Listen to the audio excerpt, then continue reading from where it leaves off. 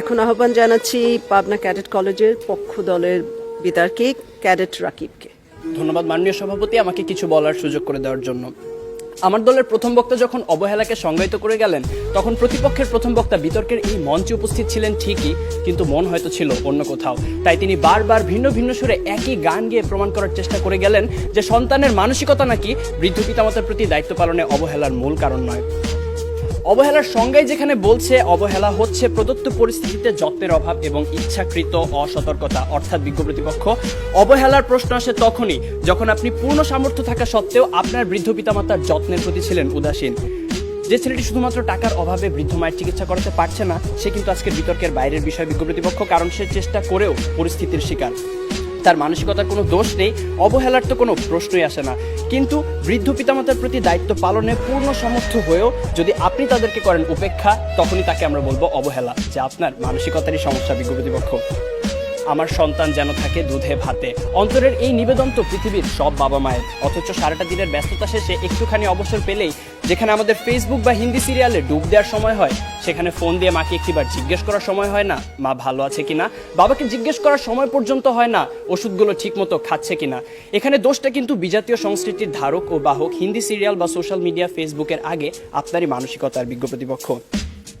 একজন সুস্থ মানুষ সর্বোচ্চ 45 ডেল একক পর্যন্ত ব্যথার সম্মুখীন হতে পারে, আর সন্তান জন্মদানের সময় আমাদের মায়েরা যে পরিমাণ ব্যথার সম্মুখীন হন তা 57 ডেল এর কিছু বেশি, যা একজন সুস্থ স্বাভাবিক মানুষকে প্রয়োগ করা হলে অনায়াসে তার 20টি হাড় ভেঙে যাবে। সন্তানের জন্যই যে মায়ের সর্বস্ব বিসর্জন, সন্তান হয়ে সে মায়ের প্রতি যেন আমাদের নিষ্ঠুরতম আচরণ।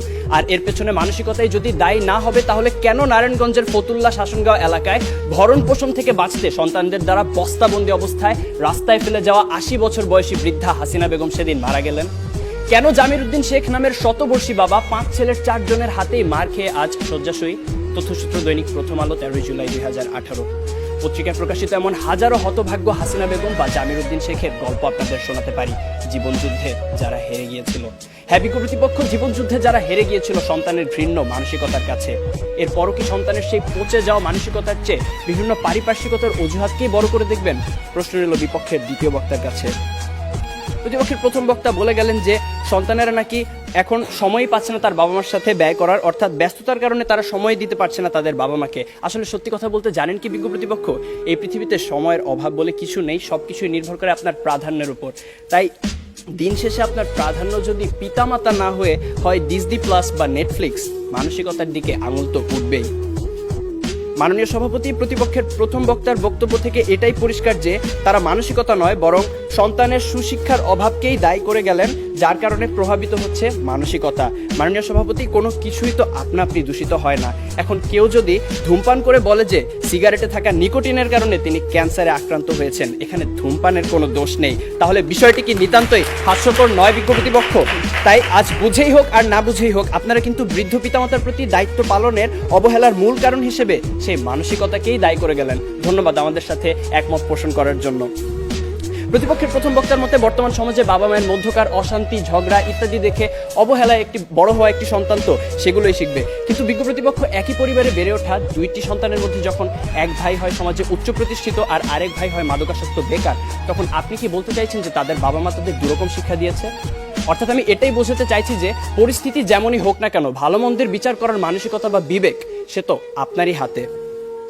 অবাক বিষয় কি জানেন বিজ্ঞ প্রতিপক্ষ, আপনারা যখন এই মঞ্চে দাঁড়িয়ে বৃদ্ধ পিতামাতার প্রতি অবহেলার বিভিন্ন কারণ হিসেবে নানা অজুহাত টেনে আনতে ব্যস্ত, তখন সবকিছুকে বুড়ো আঙুল দেখিয়ে মন্তাজ মিয়া নামের একজন দরিদ্র রিক্সা চালক সম্পূর্ণ অপরিচিত একজন বৃদ্ধকে নিজের বাড়িতে নিয়ে এসে নিজের বাবার মতো যত্নার্থী করছেন গত 5 বছর ধরে। রিক্সা চালক মন্তাজ মিয়ার এই ঘটনা হানিফ সংকেতের ইত্যাদি অনুষ্ঠানে প্রচারিত হয়েছিল, যেখানে অনেক উচ্চশিক্ষিত সচ্ছল ছেলে মেয়েরা অবহেলায় নিজের পিতামাতাকে বৃদ্ধাশ্রমে পাঠিয়ে দিচ্ছে, সেখানে মন্তাজ মিয়া একজন দরিদ্র রিক্সা চালক হয়েও এমন একটি মহৎ কাজ কি করে করতে পারলেন? তার তো ছিল না অর্থবিত্ত, শিক্ষা কিংবা উচ্চ সামাজিক অবস্থান, কিন্তু তবুও তিনি তা পেরেছিলেন কারণ তার ছিল একটি উন্নত মানসিকতা, বর্তমান সময়ে যা বড়ই অপ্রতুল। শেষ করার আগে মনে করিয়ে দিতে চাই, দূরত্ব, সময়ের অভাব, কাজের চাপ, সুশিক্ষার অভাব ইত্যাদি বৃদ্ধ পিতামাতার প্রতি দায়িত্ব পালনের ক্ষেত্রে কিছু দেয়াল মাত্র, মানসিকতাকে বদলালে যা পেরোনো সম্ভব। বৃদ্ধ পিতামাতার প্রতি দায়িত্ব পালনের ক্ষেত্রে যদি কোনো কারণে কমতি হয় বা সন্তান অসমর্থ হয়, সেক্ষেত্রে আপনাদের দ্বারা দেখিয়ে যাওয়া যুক্তিগুলো হয়তোবা একটি কারণ, কিন্তু বৃদ্ধ পিতামাতার প্রতি দায়িত্ব পালনের ক্ষেত্রে যদি কোনো কারণে অবহেলা করা হয়, সেটা অবশ্যই সন্তানের মানসিকতারই সমস্যা বিজ্ঞ প্রতিপক্ষ। বার্ধক্য মানে অসহায়ত্ব, একাকিত্ব, মৃত্যু ভয় আর হাজারো রোগ ব্যাধির আনাগোনা। জীবনের যে সময়টায় আমাদের সবচেয়ে ভালোবাসার মানুষ বাবা মায়ের সবচেয়ে বেশি প্রয়োজন হয় আমাদের, তখন কেন আমরা আমাদের মানসিকতাকে কবর দিয়ে দূরে ঠেলে দিব তাদের? তাই বিজ্ঞ প্রতিপক্ষ, আসুন আমরা আমাদের মানসিকতাকে বদলাই। জীবনের বিনিময় হলেও যারা সন্তানের প্রতি ভালোবাসার এতটুকু কমতি হতে দেন না, সেই সোনার পিতামাতার প্রতি গভীর শ্রদ্ধা নিবেদন করেই শেষ করি।